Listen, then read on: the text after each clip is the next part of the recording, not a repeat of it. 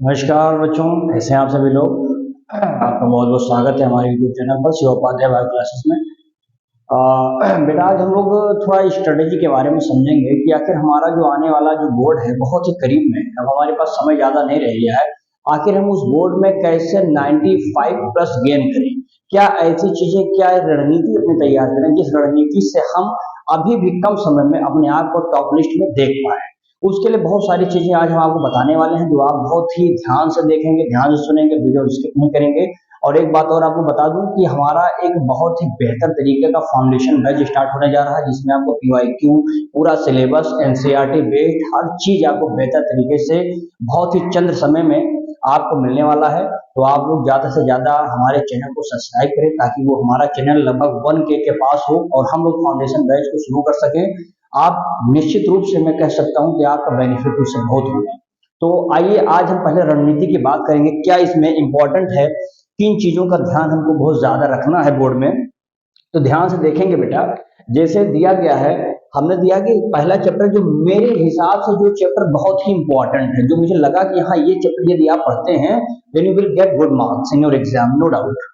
Now chapter जैसे मैंने लिखा sexual reproduction in flowering plant, इस चैप्टर को आप पढ़ेंगे तो निश्चित तौर पर आपको इसमें से कुछ टॉपिक हमने लिखा है, जैसे देखेंगे यहाँ पर लिखा है माइक्रोस्पोरेंजिया, पॉलन के बारे में क्या है, मेगास्पोरेंजिया, फिर लिखा मैंने embryo sac, double fertilization and female gametophyte, endosperm क्या है, उसके टाइप्स क्या थे मैंने आपको बताया है, सेलुलर वाला था, एक फ्री न्यूक्लियर था, एक हेलोबियल था। फिर उसके बाद में पॉलन पिस्टिल का इंटरेक्शन क्या था, everything I already told you. फिर मैं देखूंगा यहाँ पे क्लेस्टो और कैस्मोगैमस फ्लावर्स, ये भी होंगे। जब आप पॉलिनेशन वाला टॉपिक में पढ़ा रहा था वहां पे तो आपको सब पढ़ाया है मैंने, ये टॉपिक आपको निश्चित तौर पर मिलने ही वाले हैं वहां पर।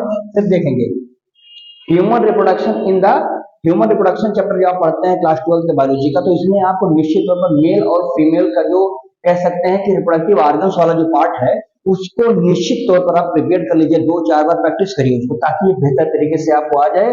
गैमेटोजेनेसिस, और यहाँ पर आपका आ जाएगा मेंस्ट्रुएशन साइकिल। वो मेंस्ट्रुएशन साइकिल सिर्फ ड्रा नहीं करना, ड्रा तो करना ही करना, लेकिन आपको हार्मोनल एक्टिविटीज जो भी थी उसको भी लेकर के आपको बेहतर तरीके से तैयार करेंगे, जिससे कहीं ना कहीं आपका फायदा यहाँ पर हो जाएगा। फिर आएंगे हम लोग principle and inheritance and the variation, ये भी चैप्टर बहुत इंपॉर्टेंट है, बहुत ही बेटेस्ट चैप्टर होता है, अच्छा नंबर आपको गेन कराएगा। जिसमें आपको पढ़ना क्या है, मेंडेलियन लॉ पढ़ना है, डाई हाइब्रिड क्रॉस पढ़ना है, ठीक है ना, इंटरेक्शन ऑफ टू जीन वाला। फिर इसमें पढ़ लेंगे क्या, इनकम्प्लीट कोडोमिनेंस। फिर इसके बाद में इसमें देखेंगे मेंडेलियन डिसऑर्डर पढ़ लेंगे जिसमें आपको फेनिलकीटोन्यूरिया वाला था, हीमोफीलिया था, सिकल सेल एनीमिया था। फिर देखेंगे क्रोमोसोमल डिसऑर्डर में डाउन सिंड्रोम, क्लिनफेल्टर सिंड्रोम, ये सारी चीजें आपको पढ़ना है इस चैप्टर से। फिर हम बात करेंगे इस पर मॉलिक्यूलर बेसिस ऑफ इनहेरिटेंस, ये तो जान लीजिए आपके लिए बिल्कुल एक दवा है, रामबाण दवाई है एग्जाम के लिए। ये चैप्टर तो जबरदस्त तैयारी करिए। इसमें आपको क्या करना है, डीएनए का पूरा होल स्ट्रक्चर पढ़ लीजिए। डीएनए किन तीन चीजों से मिलकर बनता है, वो क्या है, न्यूक्लियोटाइड क्या है, न्यूक्लियोसाइड क्या है, पॉलीपेप्टाइड किससे कहते हैं, क्या होता है। यहाँ पर पैकेजिंग ऑफ डीएनए के बारे में आपको जानना रहेगा। सर्च ऑफ जेनेटिक मटेरियल क्या था, ग्रिफिथ का क्या नियम था। ऐसे तमाम टॉपिक्स तमाम साइंटिस्टों ने अपना रिसर्च किया है जिस पर उन्होंने प्रूफ करने की कोशिश की है कि who is the genetic material in the case of the biology. Translation पढ़ना है, उसकी यूनिट पढ़ना है जिसमें आपको प्रमोटर, टर्मिनेटर, ये सारी चीजें, कौन कौन से एंजाइम उसमें इन्वॉल्व होते हैं ट्रांसलेशन की प्रोसेस में, ये सारी जानना है। मैसेंजर आरएनए का क्या रोल होता है, ट्रांसफर आरएनए का क्या रोल होता है, ठीक है ना, ये सारी, राइबोसोमल आरएनए का क्या रोल होता है, ये सारी चीजें आपको जानना है। और ये सबसे इंपॉर्टेंट जिसमें आपको HGP, human genome project, it is a very important, ये शॉर्ट नोट में भी आने के चांसेस हैं यहाँ पर। डीएनए फिंगरप्रिंटिंग तो आप जानते हैं कि दुनिया का किसी व्यक्ति का डीएनए मैच नहीं करता है, ऐसे ही दुनिया के हर किसी व्यक्ति का आईक्यू लेवल सेम नहीं होता है। बस एक दिमाग में रखकर डीएनए फिंगरप्रिंटिंग आपको पढ़ना ही पढ़ना है, क्योंकि ये निश्चित तौर पर ये शॉर्ट नोट आना ही आना है इनके ऊपर। पैकेजिंग आपको डीएनए पैकेजिंग अभी मैंने बताया, पढ़ लीजिएगा। फिर यहाँ पर आप बात करते हैं human health and disease, human health और डिजीज वाला चैप्टर जो है, इसमें से मेरे हिसाब से जो मैंने देखा है, ऑब्जर्व किया, तो इसमें कॉमन डिजीज जो ह्यूमन को होता है वो आप पढ़ लीजिएगा, चाहे वो मलेरिया हो, चाहे वो टाइफाइड हो, या कुछ भी हो, चाहे फंगल डिजीज वाले होते हैं, वो सारी चीजें आपको ह्यूमन समझ लेना। इसमें राइनो वायरस के द्वारा कॉमन कोल्ड वगैरह जो होता है ये सब पढ़ लीजिएगा। इसमें बात इम्यूनिटी, ये तो बहुत इंपॉर्टेंट है, इम्यूनिटी पढ़ लीजिएगा जिसमें आप देखेंगे क्या इसमें एक्वायर्ड क्या होता है, क्या इनहेरिटेंस होता है, क्या एक्टिव होता है, क्या पैसिव होता है, ये तमाम चीजें आपको देखना है। और साथ ही साथ एड्स, एड्स का पूरा वो स्ट्रक्चर पढ़ लीजिएगा। आता है कि स्ट्रक्चर वो भी पढ़ेंगे आप। एड्स के बारे में बहुत जबरदस्त तैयारी करेंगे। उसके बाद में एंटीजन और एंटीबॉडी का क्या इंटरेक्शन होता है, कैसे वो अपने आप उसको चिपका लेता है, ये सारी चीजें इसमें समझना है। एंड अगला चैप्टर हम देखेंगे माइक्रोब्स इन ह्यूमन वेलफेयर, कैसे माइक्रोब्स हमारे वेलफेयर में हमारे लिए इंपॉर्टेंस होते हैं, उसके बारे में देखेंगे। तो microbes in the sewage treatment, ये नोट बना लीजिए, ये आना ही आना है।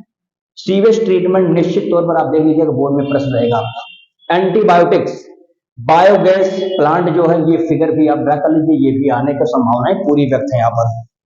फिर देखेंगे बायोटेक्नोलॉजी और बायोटेक्नोलॉजी का एप्लीकेशन। अभी मैं लेटेस्ट ही अपने सब यूट्यूब चैनल पर मैंने सब पढ़ा दिया है। अगर आप वहां पर जाइए या विजिट करेंगे तो आपको निश्चित तौर पर मैंने आपको व्यवहारिक भाषा में एक्सप्लेन किया, ताकि वह बच्चा जो अभी पढ़ा भी नहीं इसके विषय में कभी भी कहीं, वो अगर हमारे लेक्चर को सुनता है तो आपको व्यवहारिक रूप से लगेगा कि जैसे कि आप बिल्कुल किसी से पूरी एक कहानी सुन रहे हैं, आप अपने सामने हो रहा है ऐसी चीजें समझ रहे हैं। ऐसा मैंने आपको एक्सप्लेन किया, तो आप वहां जरूर जाइए, हमारे यूट्यूब चैनल पर आप देखेंगे तो आपको फायदा मिलेगा। इसमें क्या इंपॉर्टेंट है, रिकॉम्बिनेंट डीएनए टेक्नोलॉजी बहुत इंपॉर्टेंट है। रेस्ट्रक्शन एंजाइम क्या है, कहां से ढूंढा गया था, उसके बैक्टीरिया से ढूंढा गया था, किस साइंटिस्ट ने ढूंढा था, क्या कितने प्रकार के exonuclease endonuclease, everything you already told you. BT gene क्या है, क्या था क्रायोजीन, क्या था बीटी जीन, क्या था पीवीआर 322 आर्टिफिशियल प्लाज्मिड जो बनाया गया था, याद करिए। ओआरआई साइट था, सेलेक्टेबल मार्कर था। ये सारी सुविधाएं सिर्फ इस प्लाज्मिड में होने के लिए ऐसा बनाया गया कि ये सारी सुविधाएं प्लाज्मिड में होना ही चाहिए, और ये इसमें था। आपने फिर देखा होगा इसमें कि बायोरिएक्टर आपको पढ़ना है, इसमें मिलेगा आपको प्लाज्मिड, बहुत जबरदस्त तैयार कर लीजिए आप। बायोरिएक्टर का फिगर पढ़ लीजिएगा, ये आना ही आना है एक फिगर। मॉलिक्यूलर डायग्राम, आपको मॉलिक्यूलर डायग्नोसिस पढ़ना है, अभी मैं पढ़ा चुका हूं, हाल ही लेटेस्ट चैप्टर में आपको मिलेगा, ठीक है ना। ये आपको जीन थेरेपी, ये तो जान लीजिए, ये इंपॉर्टेंट जीन थेरेपी निश्चित तौर पर आना ही आना है, इसको भी लिखिए, क्योंकि ये मैंने वो टॉपिक लिखे हैं जो टॉपिक बिल्कुल निश्चित रूप से आना ही आना है। ऐसा मैंने अपना रिसर्च किया है, और मेरा रिसर्च में मानकर चलता हूं कि इसमें से आपको तमाम फायदा मिलेगा। फिर इसमें देखेंगे एक है इकोसिस्टम मैंने लिया है, जिसमें आपको डिकम्पोजर जानना है, ट्रॉफिक लेवल जानना है, उसके बाद में आपको एनर्जी फ्लो क्या होती है, क्या है डेल्टन लॉ, क्या है लिंडरमान का नियम, वो सारी चीज समझना है। इकोलॉजिकल सक्शन क्या है, ये भी बहुत इंपॉर्टेंट टॉपिक रहेगा, ये भी आ सकता है।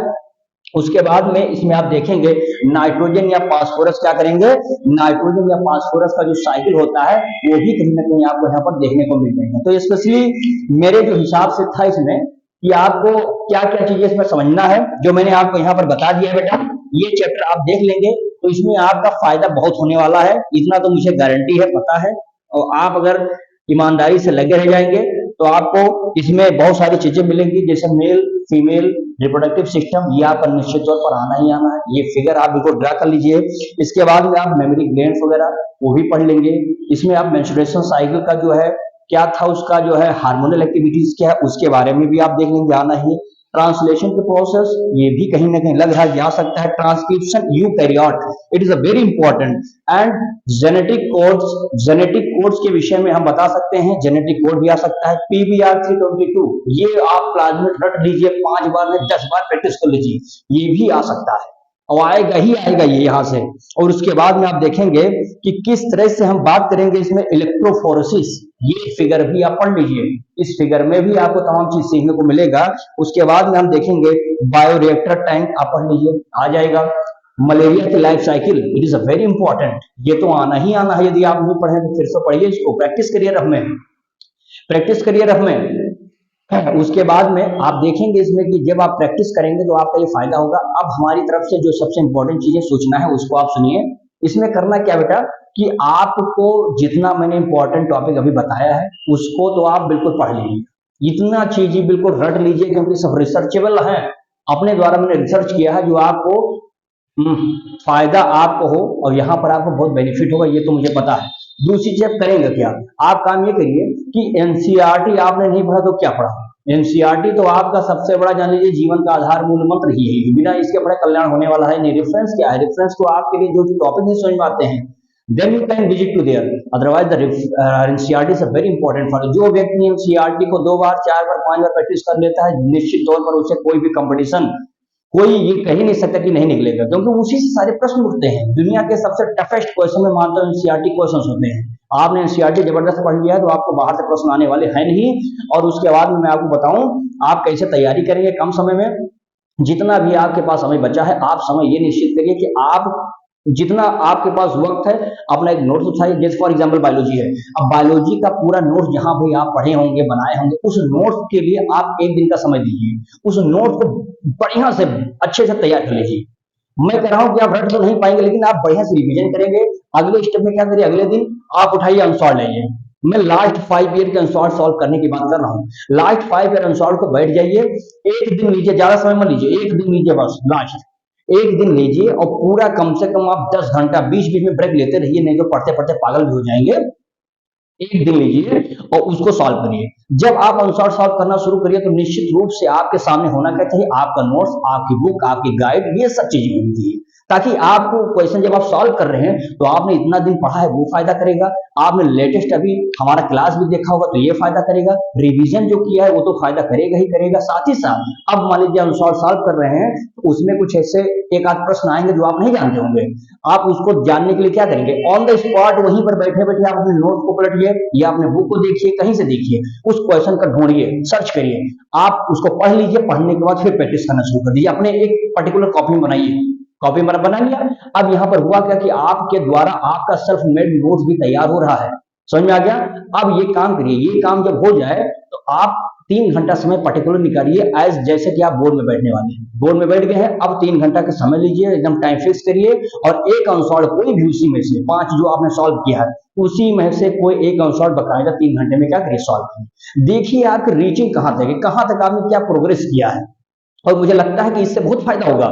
ऑब्जेक्टिव के लिए मैं आपको बता देता हूँ, पीवाईक्यू के लिए आप क्या करिए कि आपके पास क्वेश्चन बैंक होता है, क्वेश्चन बैंक में सबसे जबरदस्त इंपॉर्टेंट पीवाईक्यू रखे रहते हैं। आप इस पीवाईक्यू को दिन भर में 5 बार 8 बार देख लिया करिए, रिवीजन कर लिया करिए।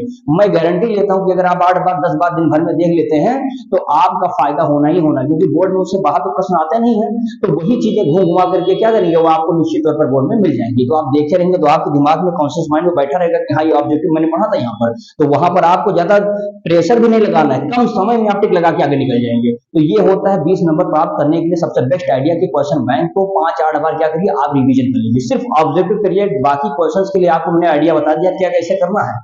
ये करते करते रहेगा क्या कि आपका एक सेल्फ मेड नोट तैयार हो जाएगा।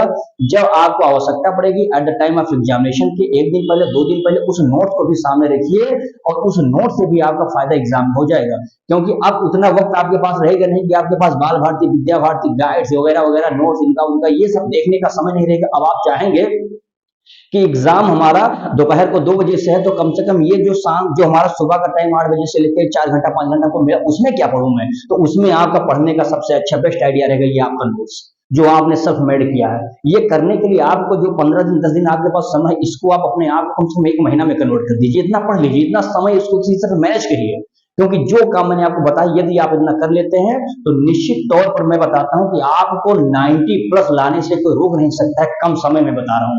और ये फायदा तो आपको मिलेगा ही मिलेगा, और यदि आपने पहले से ही पढ़ते हुए आ रहे हैं इसी माध्यम से तो आपका बल्ले बल्ले ही है, चांदी है।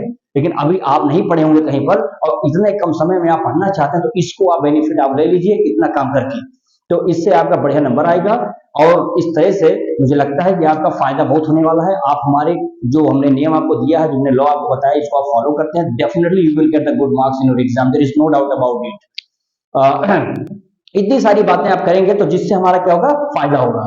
अब यहाँ पे बेटा ये सब चीजें तो आप देखेंगे, साथ ही साथ आप क्या करेंगे, हम लोग जब नए सेशन से जब फाउंडेशन बैच शुरू करेंगे तो उसमें आप लोगों का हमें सपोर्ट चाहिए, जिससे हम लोग आगे बढ़े, हम अपने एक के सब्सक्राइबर परिवार के बिल्कुल समीप हैं, जिससे हम बहुत ही जल्द जुड़ जाएंगे और जुड़ने के बाद हम फाउंडेशन बैच को लेकर आ रहे हैं, जिससे आप लोगों का बहुत ही फायदा होगा।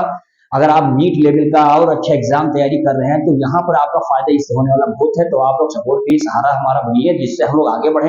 जितना बेहतर आप लोग हमको सपोर्ट करेंगे इतना बेहतर हम लोग आपको और बेहतर कंटेंट देंगे, जो दे रहे हैं उससे भी डबल करेंगे। पूरी मेहनत कर रहे हैं, पढ़ाई में कोई कहते थे कंप्रोमाइज नहीं होना चाहिए, ना आपके ना हमारे, क्योंकि आप हमारा आपका मूल उद्देश्य क्या है, पढ़ना। कहते हैं कि जो बच्चा अपने माँ बाप के फिक्र को फख्र में बदल देता है वही सफल व्यक्ति है। हम सब अगर आप माँ बाप के फिक्र को नहीं जो है फख्र में बदल पा रहे तो आप हम क्या कर रहे हैं, हमारा काम क्या है, हमारा काम है पढ़ाना, आपका काम है पढ़ना। दिन भर में जो समय मिलता है उसका यूज करिए, सिर्फ पढ़ाई के लिए करिए।